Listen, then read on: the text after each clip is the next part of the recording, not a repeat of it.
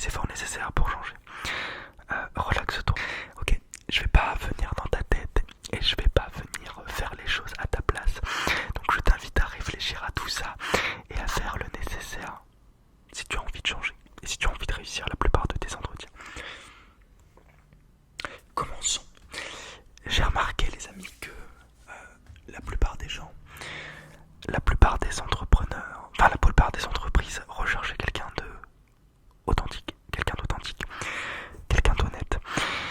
En regardant globalement comment mes amis faisaient pour trouver des entretiens, trouver des boulots mais qui n'arrivaient pas, et ben j'ai tout remis en cause, j'ai tout remis à zéro et j'ai fait une analyse sur ce que eux faisaient et pourquoi ils ne réussissaient pas pour faire ma propre opinion.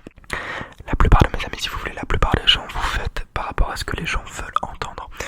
Donc il n'y a plus d'authenticité, il n'y a plus de côté naturel. Vous faites vraiment par rapport à ce que la personne en face de vous veut entendre. Donc par exemple, vous voulez bosser dans une entreprise qui vend des canapés ou peu importe, et ben vous allez vous intéresser à la personne et vous allez exactement lui sortir ce qu'elle attend que vous lui sortez. Mais c'est pas bien de réagir comme ça dans ce genre de choses. Ce qu'il faut faire, c'est vraiment rester soi. Et vous savez, les amis, dans la voix, on ressent l'humeur aussi de la personne. On dit qu'un bon commercial est un bon commercial aussi vocal. On achète le vendeur avant d'acheter le matériel ou un outil ou peu importe. Il est important aussi de savoir se vendre, d'accord ? Imaginez-vous simplement que vous êtes en train de vous vendre quand vous êtes dans un entretien et que vous connaissez vos points forts, vous connaissez vos défauts, mais il ne faut pas avoir peur de dire la vérité, il ne faut pas avoir peur de se connaître soi-même et il ne faut pas avoir peur de dire pendant l'entretien quand ça va pas. Évidemment, il faut jouer la politesse, il faut savoir parler avec élégance, avec classe, avec respect et humilité, ne pas être dans le côté passif. Donc bien évidemment, il faudra entretenir votre élocution pour que vous appreniez vraiment à communiquer. Pour moi, encore une fois, c'est la qualité la numéro 1 à entretenir l'élocution. Vraiment, c'est une chose qui ne vous trompera jamais. Vous savez parler, ben vous ferez des amis et des amours. Le professionnel, ça ira. Tout ira. Croyez-moi, il y a 3 ans en arrière, je n'étais absolument pas comme ça, capable de formuler les phrases de cette manière-ci. Mais on apprend, mais on grandit. Et puis moi, ça a été un choix. Dès lors que j'ai commencé à remarquer que l'effort que l'on faisait à l'oral pouvait jouer sur la quasi-totalité de notre vie, j'ai décidé de le faire en priorité. Et je ne regrette absolument pas. Parce qu'aujourd'hui, du coup, je remarque que ça m'a changé la vie d'apprendre à communiquer avec les gens. Voilà. Donc, il faut être sincère. Il faut vraiment être naturel. Donc, prends le temps. Un petit exercice qui peut être hyper intéressant, c'est que tu prends une feuille chez toi et puis tu notes sur cette feuille tes qualités, tes défauts. En sachant que les défauts, il faut les accepter, il faut les aimer, tu vois, il faut leur dire je t'aime. Vraiment. Comme les qualités, rien n'est vraiment négatif. Tu as des défauts, tu as des qualités pour la plupart des gens. Imaginons que moi, mon défaut, ça va être, j'en sais rien, d'être trop actif. Pour quelqu'un d'autre, ça va être une qualité. Pour lui, ça va être un défaut. On s'en fiche. Tu trouveras tôt ou tard une personne qui t'acceptera pour ce que t'es. Bon bref, c'est pas le sujet. Lorsque tu es dans un entretien, il faut que tu te prépares. Il faut que tu saches déjà où est-ce que tu vas bosser. Il faut pas que tu postes ton CV comme un gogol, n'importe où. Imaginons que tu as envie de bosser dans la vente, peu importe. Eh bien, tu te renseigneras sur les entreprises qui sont leaders et sur quelle entreprise tu as envie de bosser. Tu vas poster ton CV. Bon, je sais pas si t'as un diplôme, etc. Mais c'est pareil. À mon avis, tu vas pas... Le but, c'est pas de poster non plus n'importe où ton CV et d'arriver dans l'entreprise comme un gogol et repartir 4 mois après parce que tu te dis que c'est pas fait pour toi. Évidemment, le but, c'est vraiment de trouver une entreprise qui partage les mêmes valeurs et les convictions que toi et ta personnalité. Donc pour ce faire, la première chose à faire, c'est que tu utilises ton cerveau. Tu vas sur Google, tu tapes le nom de ton entreprise où t'as envie de postuler, genre si tu vas sur Indeed ou peu importe.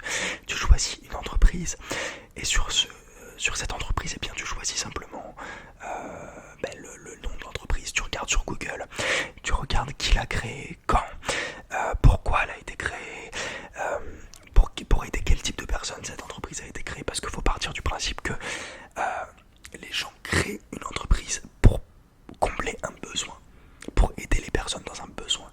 Donc tu regardes déjà pourquoi l'entreprise a été créée, pour répondre à quel besoin cette entreprise a été créée.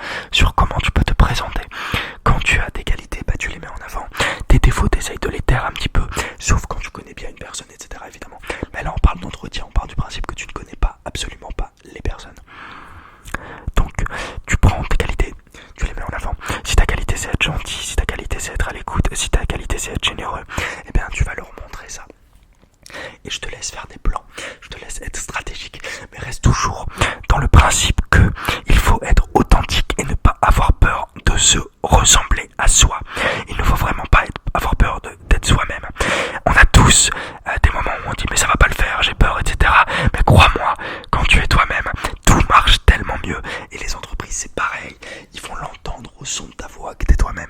Quand tu joues un rôle, quand tu n'es pas toi-même, ça se ressent, mais vraiment fort.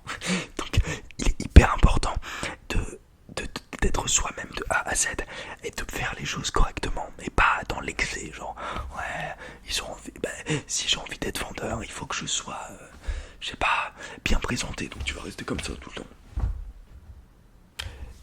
C'est idiot, reste toi-même, tu vois, n'aie pas peur d'être qui tu es. Genre moi l'entretien là que j'ai eu, j'ai pas enlevé la boucle d'oreille, la plupart de mes entretiens j'enlève pas la boucle d'oreille. Je reste moi-même et ils vont me poser des questions, etc. Et je réponds par rapport à qui je suis. Donc par exemple, n'avez-vous pas peur de travailler en équipe? Aujourd'hui, j'ai pas honte de dire que ça dépend si l'équipe est assez chaleureuse, si l'équipe a un côté fraternel. Évidemment que ça me plairait de bosser dedans, mais c'est ce que j'ai dit là dans le dernier entretien. J'ai dit, mais j'adore être seul aussi, j'adore bosser seul, j'adore qu'on ne me pose pas des limites dans ma création, et j'adore vendre à ma manière, j'adore être libre dans ma manière de faire. Voilà. Et ça a marché. Et c'est pas pour rien que je réussis mes entretiens, c'est parce que je sais comment faire maintenant. N'aie pas peur d'essayer d'être toi-même.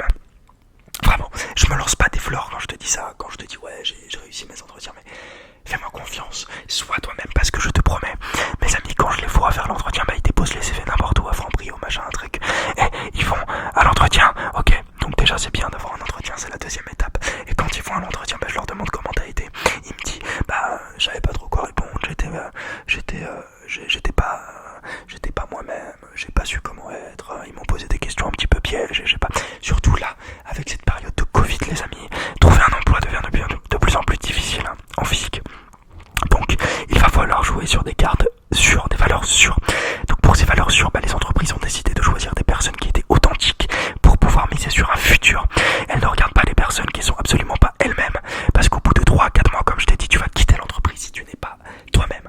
Donc il est extrêmement important de suivre des valeurs. Enfin je veux dire, si t'es quelqu'un où t'aimes pas arnaquer les gens, tu vas aller dans une entreprise qui va se tourner vers l'aide à la personne, etc.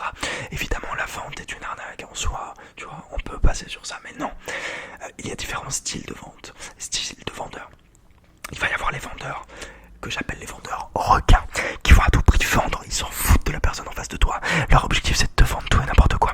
Et il va y avoir les vendeurs qui sont empathiques, donc ça c'est les vendeurs 2.0, c'est je vous aime, et c'est nous parce que je suis comme ça, et ça on sera les vendeurs 2.0 et on va se vendre beaucoup plus, et ça va marcher, tu vois, dans le futur ça va être nous qui vont être vraiment les leaders. Donc les vendeurs 2.0 ils sont à l'écoute du client et ils essayent à tout prix de répondre à un critère et de répondre à un besoin du client, et c'est ça aussi pendant les entretiens, j'en sais rien. N'aie pas peur de te mettre en avant et de dire où sont tes limites, tu vois, genre ok, quels sont le salaire, n'aie pas peur de dire tes prétentions salariales, ce que tu connais de toi, n'aie pas peur de mettre en avant tes qualités. Ils te posent tout le temps la question. Par exemple, moi j'ai beaucoup bossé dans le commerce et les questions qu'on me pose tout le temps c'est, à votre avis, quel est l'état d'esprit d'un bon commercial? Je dis, pour moi aujourd'hui, on n'est plus dans un système comme avant, je réponds vraiment ça, on n'est plus dans un système comme avant où il fallait vendre en mode requin. Aujourd'hui, les clients ont besoin d'être valorisés. On a besoin tous d'être mis en avant. Donc il faut des vendeurs empathiques, à l'écoute, et des vendeurs qui savent s'y prendre pour conseiller une personne et non pas vendre pour vendre. Voilà, extrêmement important de rester concis dans ses baskets. Au pire, t'aimes vendre pour vendre, t'es dans ce côté à l'ancienne, tu le dis et ça plaira parce que c'est toi, tu comprends. Il faut comprendre que quand tu crées une entreprise, tu choisis vraiment, t'essaies de choisir des gens sur le long terme. Donc une personne qui n'est pas authentique, il va vite passer à autre chose. Dis-toi que dans les entreprises connues globalement, ils doivent recevoir genre 30, 50 CV par jour. C'est juste incroyable.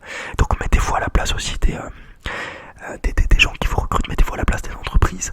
Si toi tu crées ton entreprise, qui tu as envie d'avoir en face de toi, qui tu as envie de recruter? À mon avis, tu vas pas recruter n'importe qui. Genre une personne qui pose son CV n'importe où, à mon avis, ça va te dégoûter. Enfin, c'est normal, tu vois. Moi, je sais que je voudrais une personne qui soit cohérent avec les qualités de mon entreprise. Donc la première chose à faire et la plus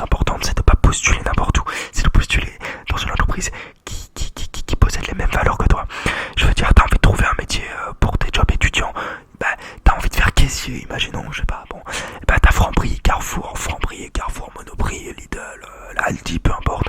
Et chaque entreprise a ses valeurs différentes. Donc essaye de te renseigner sur l'entreprise, essaye de regarder comment ils bossent, essaye d'aller dans les magasins pour voir comment ils bossent, et après tu postuleras en connaissance de cause. Même si tu es pressé, prends vraiment le temps de le faire. Aujourd'hui, on va tellement vite qu'on prend pas le temps de faire les choses, mais qui nous paraissent tellement inutiles, alors que c'est vraiment les piliers. Se renseigner sur l'entreprise, savoir comment elle fonctionne, savoir ses valeurs, pouvoir s'adapter à ses valeurs, est-ce que cette entreprise va bien avec ma personnalité, etc. etc. Parce que oui, avant tout, réussir un entretien, c'est d'être cohérent et de partager les mêmes valeurs que cette entreprise. C'est vraiment la première chose à comprendre. Voilà, je vous ai pas donné des clés du succès. Je vous explique simplement comment moi je fais.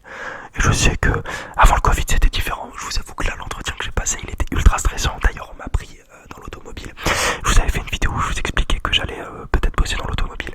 Et ben ils m'ont pris les amis. Donc je vais commencer mardi. Je suis trop content. J'ai réussi les 3 entretiens. Et jamais de ma vie les amis j'ai passé 2 entretiens aussi stressants. Genre vraiment. C'était un entretien où je me présente.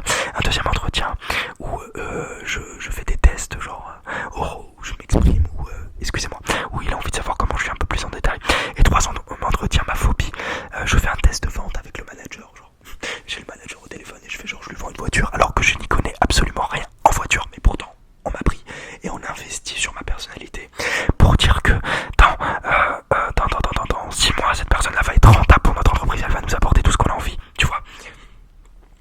Et pourtant je n'y connais rien en bagnole, les amis, mais que dalle, genre j'ai jamais conduit de ma vie.